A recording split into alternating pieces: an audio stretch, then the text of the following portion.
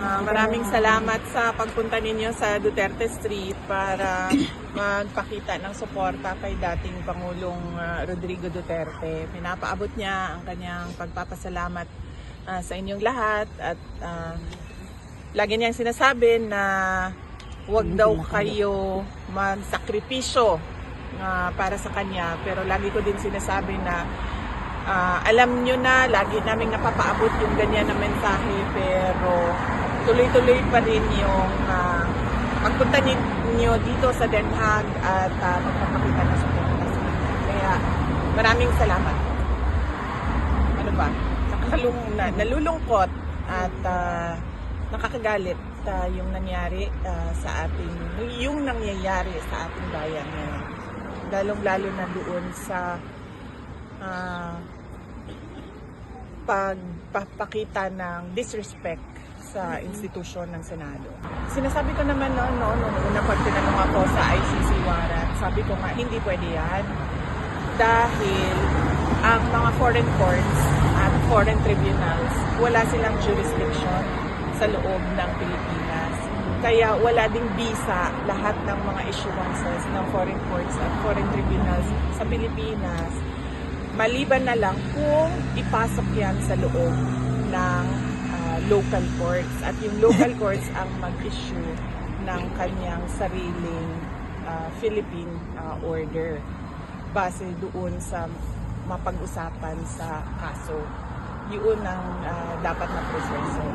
Dahil kapag sinasabi mo na pwede yan sa isang Republic Act, masasagasaan niya yung rights ng isang accused na nasa Bill of Rights natin na protektado ng Constitution natin. Ibig sabihin, nababiolate yung rights ni Senator Bato de la Rosa.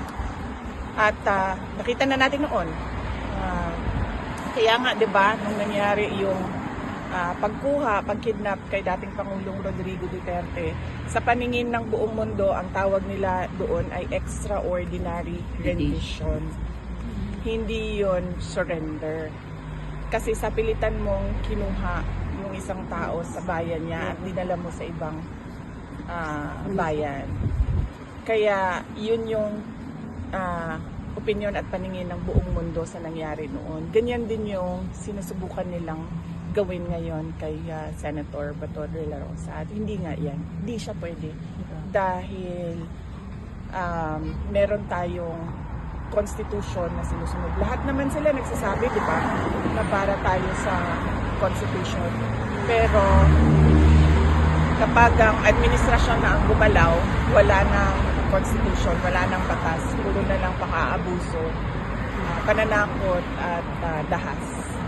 Recently, nakita niya pala sa balita, wala naman akong plano kanina na banggitin sa kanya yung pangyayari sa Pilipinas, pero lumabas sa news at nakita niya pala sa kanyang TV. Kaya pag upo niya, tinanong niya kaagad anong kaguluhan ang nasa Senado. So sinabi ko sa kanila na yun nga, pinipilit ng administrasyon na kunin si Senator Bato de la Rosa. You are correct. The President should focus on economic recovery and reforms, not on politics. So what we are seeing now is the administration using all government resources to demolish political opposition or those individuals who do not follow or agree or support BBM. A defense team, impeachment defense team who takes care of the issues and concerns regarding the impeachment. So I leave it up to the lawyers to do their work. Una niyan, si dating Pangulong Rodrigo Duterte, sunod yan si Senator Bato at kung sino pa man yung ibang mga sinali sa complaint ko dyan sa ICC. Ang sunod niyan ay charter change dahil hindi na naman na madidinayan ni BBM kasi doon sa bago niyang interview sa Bloomberg, sinabi na niya doon na kailangan pag-usapan ng charter change. Pag pinag-usapan natin ang charter change, ibig sabihin yan, hindi na yan bababa sa pwesto ng BBM. At yan din ang sinabi ni President Duterte kanina. Sabi niya, Pilipinas, mag-ingat kayo kasi hindi na yan aalis sa pwesto. Yes, at ang sunod niyan ay yung impeachment. Ma'am, sa yung krisis po na nangyayari ngayon sa legislative at sa executive, may mga kababayan po tayo na parang ang paniwala po nila ngayon is nagiging martial law na po ang Pilipinas. Natatakot na po sila somehow sa parang security nila dahil po parang ang gulo-gulo na po ng politika sa Pilipinas ngayon. Ano po ang mensahe niyo sa mga kababayan natin? Totoo yun, magulo ang ating bayan na hindi naman sana. Nagkakagulo lang tayo dahil kay BBM. Yes. One more, ma'am. May any message po kay Senator Bato de la Rosa? Kay Senator Bato de la Rosa, kahapon nagkausap kami pero maikli lang yung pag-uusap namin kasi meron silang meeting na ginagawa. Kanina, tumawag siya sa akin. Unfortunately, hindi ko nasagot yung tawag niya. Nung tumawag ako ulit ay hindi na siya nakasagot. Meron akong nakausap kanina na nasa loob ng Senado pero hindi pa nangyari yung kaguluhan. Hindi pa nangyari yung putukan. Papasok na kasi ako kanina dito sa ICC detention unit kaya hindi ko na follow up yung tawag ko kay Senator Bato de la Rosa. Hindi na kasi siya nakasagot.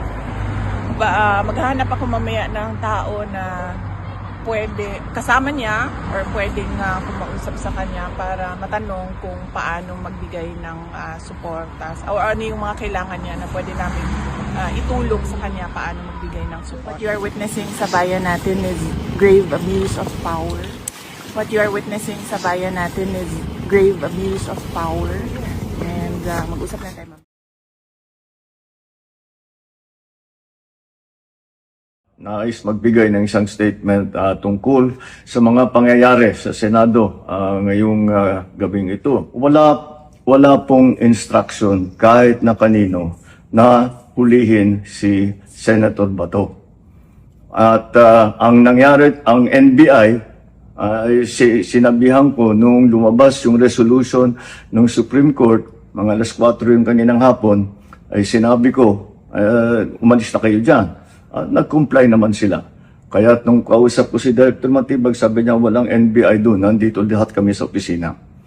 At ayun po, ay dahil kong mapaalam na sa lahat ng ating mga kababayan, itong pangyayari na ito, ay tayo maging kalma lang po.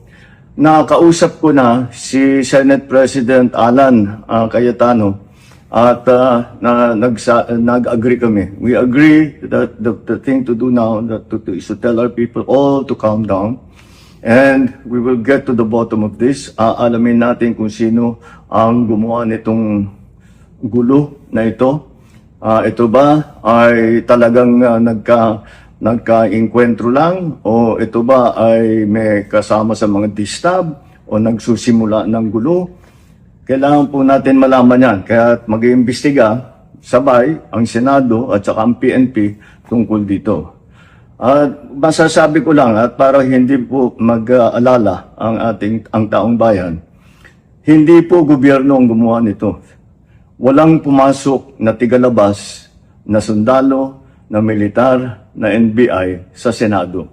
Hindi po natin alam kung sino yun na sumubok na pumasok at saka dahil doon ay nagkaputukan. Aalamin po natin at kinukuha po natin, kinukulikta natin ngayon lahat ng ebidensya na nandiyan. Andito kami at yung karamihan ng mga senador nagsiakyatan para bisitahin si Bato kung okay pa rin siya. Dahil kami nagtataka at nagdatingan yung mga opisyal na kada isa, kanina, hindi sumasagot sa amin. Denied to death sila. Sabi nila lahat na talagang wala silang kinalaman. Nag-umpisa sa ating PNP, dumating si John Vic Remulla, wala rin siyang kinalaman. Ganon din ang NBI, Dedma rin. Lahat sila walang alam, pero putukan, tuloy-tuloy. Ganon din, kinausap pa si Presidente Bongbong, si BBM. Sabi din, hindi naman daw niya utos yun, ba't daw nagkaganon? Andito pa kami, kanina pa kami narito, pero talagang walang umaamin, walang may alam, lahat sila gulatan. Hindi ko maintindihan. Nako, nagkakaputukan na dito sa inyong Senado, amoy usok na sa lahat ng sulok, hindi namin mahanap ang aming mga kapwa senador at hindi kami makapaglabasan. Ay, eto, ang sabi nila, talagang denied to death. Pero, ang sabi ng NBI agents, inutusan daw sila personally and directly ni BBM, arrest Bato at all costs, kahit sino pa ang mamatay, kahit sino pa ang madali, basta pasukuin si Bato. Ngayon din. Kaya't di na namin maintindihan ano ba totoo. Mukhang wala namang nag-utos nito. Bakit nagkaroon ng Senate siege?